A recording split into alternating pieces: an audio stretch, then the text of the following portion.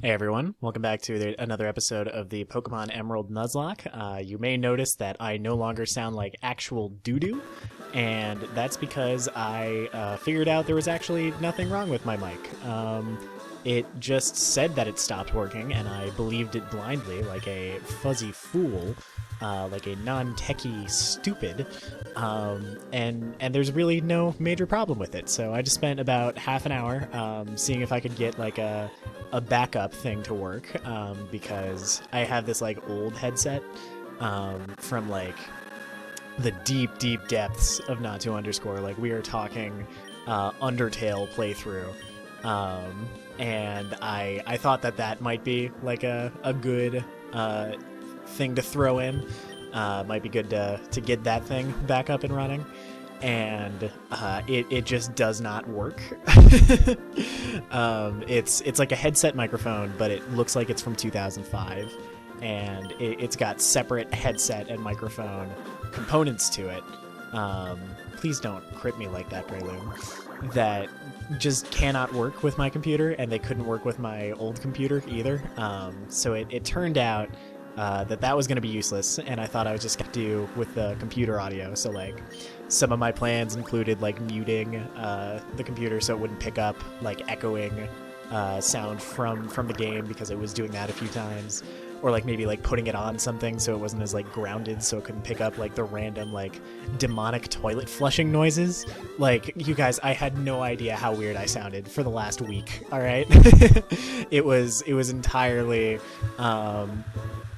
like unbeknownst to me, and I come to you now after having edited those clusterfucks of episodes, and I realize what I put you through. So this episode's title is definitely going to relate to having a better microphone now, and I really hope that we recover whatever viewership we inevitably lost, because ooh, that was bad. I had not sounded that bad in so long.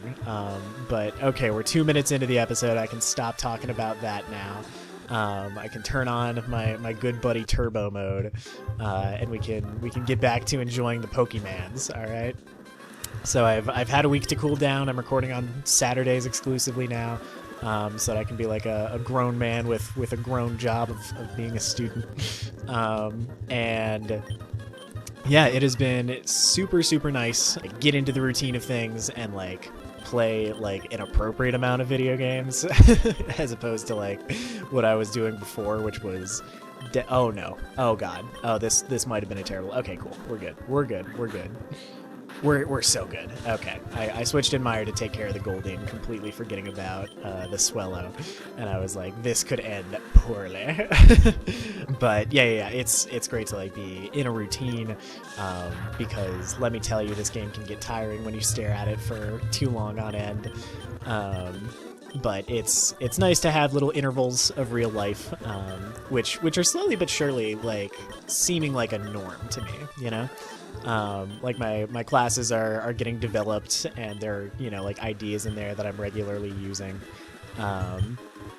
and I'm connecting with people a little bit more. Like certainly like my tight friends and I are still like video calling every week, so that's cool. But I've also got like, God, I should have seen that ninja kid from afar. How dumb of me to not recognize what tomfoolery was occurring. So anyway, I'm getting more into my classes. I'm like meeting and like enjoying my time with new people. So it's been good. I'm in a writing and rhetoric class. I mentioned that one. I'm not sure if I mentioned that it's on race and ethnicity, but it is, and it took me exactly 2 weeks before I sent my professor an email about the N-word, which. Stick around for the story, folks. I promise it's not quite as bad as it sounds. But we're doing rhetorical analyses of some sort of media that made us think about race when we first saw it. So I decided, oh, this is gonna be bad. I decided that I wanted to do a bit from Dear White People, the show that I saw when it first came out. It's on Netflix. It like made me really like reconsider the way that I thought about you know, a lot of aspects of race and ethnicity.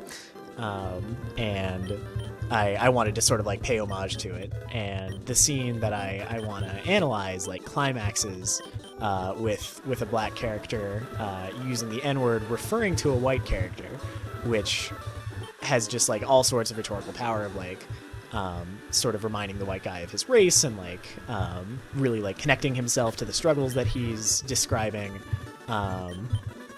And it's, you know, it's great, and it also would involve my white ass writing out the N-word at some point in my essay, unless I wanted to like play it super safe and just throw in a bunch of hyphens and you know, have it implied. So that was the email that I sent out, and she was like, I'm a grown-ass woman, I can handle this. Those were absolutely not her words. She was much more professional and professor-like, as one may expect. That went, like, totally fine. But it was, you know, not the talk that I was expecting to have quite so early on. Y2E2, you were not learning Roar. Y2E2-2, sorry, I keep referring to you by the name of your predecessor. You are a completely different individual that I obviously value for completely different reasons, and not the fact that you are literally just the same species. So yeah, we have arrived at the Weather Institute. Awesome. Great. There's a bed. Let's take a rest. Why not do that? What do you have to say, kiddo? While I was sleeping, everyone went upstairs. Also, a criminal syndicate has taken over the firm, and I have no idea what's going on. Luckily, they're Team Aqua Grunts, so we'll be able to just run through them with our glorious Manectric. Have I mentioned that I kind of like this thing? But yeah, it's been a good week for me because, again, like things are just falling into place a little bit more. My professors are getting better at online learning as the students are too. So like in my Italian class, we got like our first specific assignment recently that wasn't just like, yeah, practice this type of vocabulary, or, oh, you know, get better at this general idea, which honestly killed me, man. Like, I need structure in my education, and for a little while there, I was not getting it, and that was unfortunate. So I'm quite glad that like people are figuring out how this whole thing is going to work, and it's not going to be as bad as we all thought. You know, like it is absolutely doable to live in quarantine for however much longer we need to. Like we have systems in place that are making everyday life, at least like on an individual level, good. I'm saying this as a 19-year-old whose life is totally taken care of by his parents, obviously, and like the economic downturn is not affecting me as heavily. What did I say about talking politics on this show? Shit. The point is, I personally am content, which is good, which makes for better content, supposedly. I've always had it in my mind that I should only record when I'm in like a good mood or like a mood that's neutral enough, but I got a little bit of feedback on the episodes of this Let's Play where I was fucking furious, and apparently that was like a favorite of at least one of my friends, which is fair. I think Boiling Point might actually be one of the funniest things I've ever made. If you haven't seen episode 24, go check it out, because that was chef's kiss of dumb video game rage. So yeah, it's just good to be here. I'm having a good time. Maybe that doesn't mean good content because I'm not yelling at the screen and like trying to keep my emotions in check. So now we are going to just take another little nappy nap while this institution of science is being held hostage by criminals. What's happening here is that the Weather Institute has either developed cast form or is just like using it to study the weather.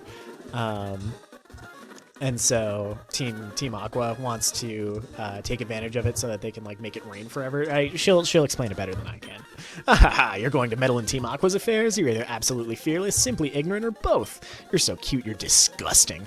I'll put you down, kitty. Wow, I didn't realize they talked quite like that. Damn, she talked about killing me like you would kill an old family dog. That is graphic. Luckily, all she's got is this Carvana that's already dead and this Mightyena that's underleveled, so... Oh, shoot. Now she's swaggering me. Now I've got the moves like Jagger. The moves like Swagger. So that's gonna hurt. That's gonna hurt. We're taking no shit. We will have Oval simply destroy this thing. Yeah. Oh yeah.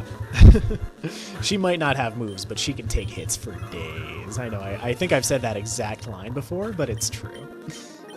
It's bad enough to have Team Magma blunder about, but now there's you. What makes you want to sniff around in our business anyway?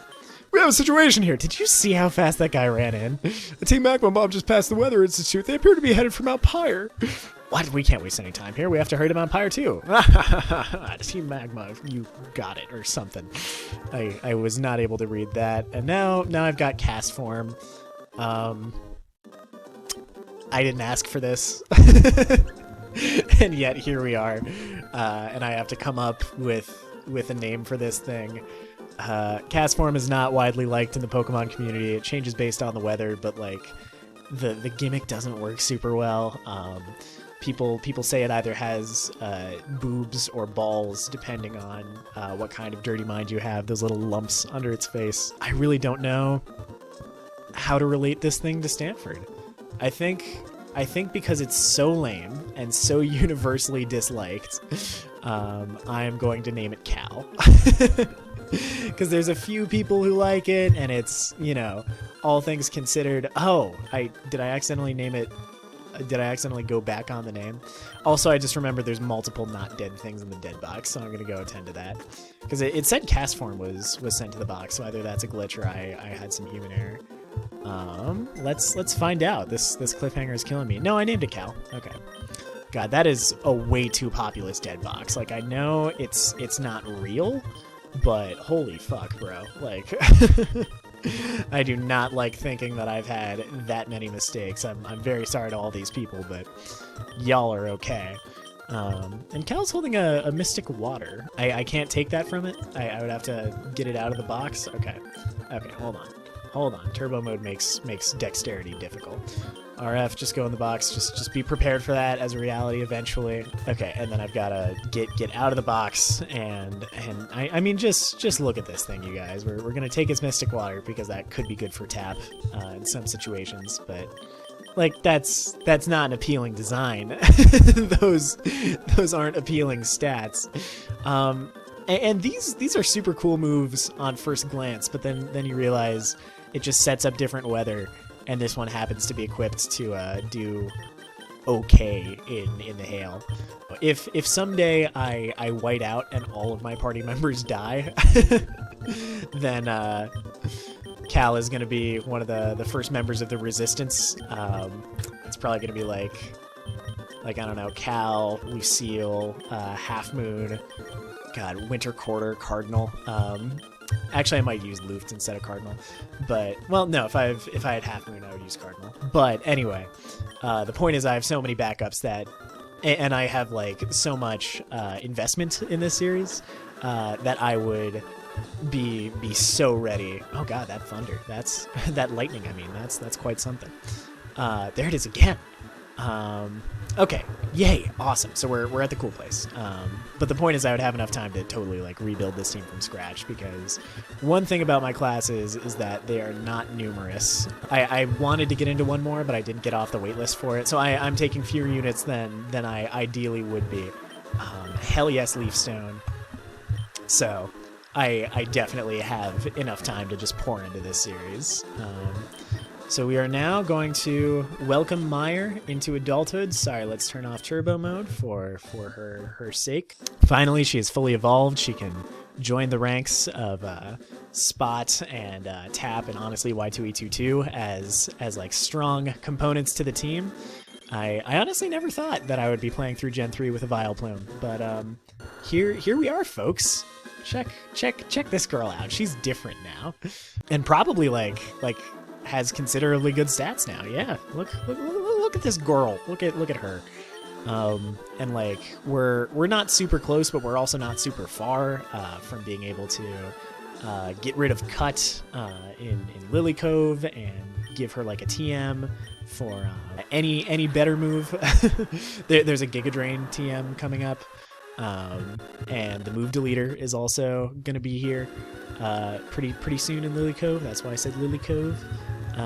So yeah, we are going to cram in a rival battle to this already pretty eventful episode, and we're gonna call it after that. Hopefully she leads with her Swellow, and hopefully she does not fuck me up like she did with Fryhite. Okay, she's leading with Slugma, but I mean I don't have a ton of faith in this Pokemon to hurt me.